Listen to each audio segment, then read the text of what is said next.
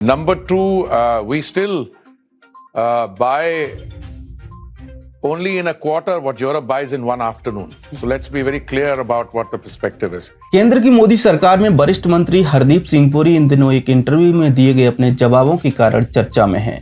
अमेरिकी channel CNN की anchor को लताड़ लगाने वाले इंटरव्यू की वीडियो को ट्विटर, फेसबुक समेत कई सोशल मीडिया प्लेटफॉर्म पर शेयर करके लोग खूब मजाक बना रहे हैं। कोई कह रहा है कि पीएम मोदी ने मंत्री नहीं मिसाइल हायर किए हैं, कोई कह रहा है कि सही किया, CNN के एजेंडे की पोल खोल कर रखती। नमस्कार, आप देख रहे हैं TFI, जो है देश का सबसे विश्वसनीय ऑल्टरनेट न्यूज मीडिया पोर्टल। मैं चमन मिश्रा आज आपको बताऊंगा कि कैसे हरदीप सिंह पुरी ने CNN के कथित नैतिक मूल्यों की गर्दन पकड़ी और जमीन पर दे मारा। उससे पूर्व यदि आपको हमारे विचार पसंद आते हैं तो आप हमारी वीडियो को लाइक करें और चैनल को अवश्य सब्सक्राइब करें। यदि आप हमें फेसबुक पेज पर देख रहे हैं तो हमारे पेज को भी लाइक करें। रूस यूक्रेन युद्ध शुरू होने के बाद से ही अमेरिका चाहता था कि भारत अपने पुराने मित्र देश रूस के साथ व्यापार न करे, बल्कि अमेरिका की हाँ में हाँ मिलाता रहे। और इसके लिए अमेरिका ने एड़ी से लेकर चोटी तक का जोर लगाया। अनेक गीदड़ भभकियां दी कि भारत रूस से प्रत्येक स्तर पर व्यापार करना बंद कर दे।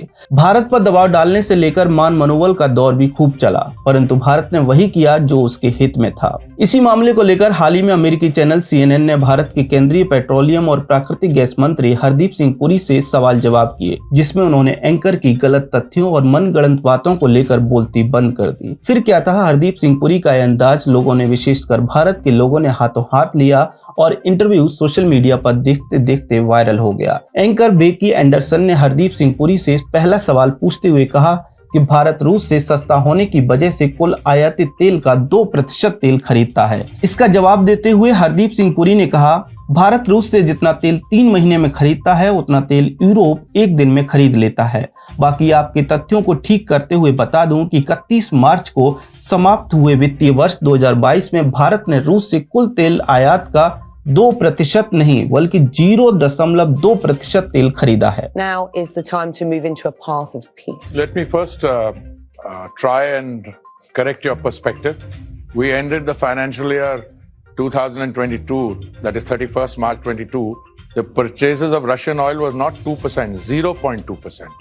Number one. इसके बाद पुरी ने कहा कि रूस भारत के सबसे बड़े सप्लायर में नहीं बल्कि टॉप 4 या 5 तेल सप्लायर में से एक है। ऐसे में इस बात को लेकर कोई भ्रम नहीं होना चाहिए कि भारत को पिछले महीने इराक ने सबसे ज्यादा तेल दिया था। इसके अलावा उन्होंने कहा कि भारत 130 करोड़ जनसंख्या वाला देश है। ऐसे में हमारी सबसे पहली प्राथमिकता यह है कि लोगों को एनर्जी उपलब्ध होती रहे, फिर चाहे वह पेट्रोल डीजल हो या फिर किसी अन्य माध्यम से। We owe a moral duty to our consumers. We have 1.34 billion population and we have to ensure that they are supplied with energy, whether it's petrol, diesel.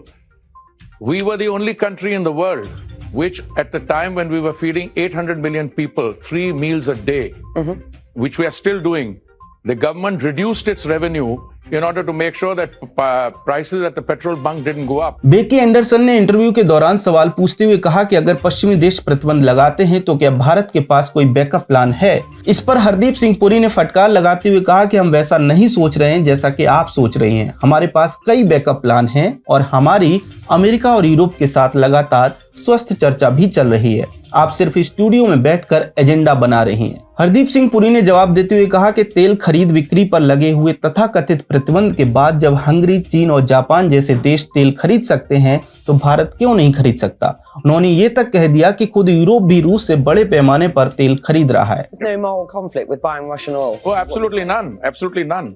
There is no moral conflict. I mean, somebody wants to take an ideological position.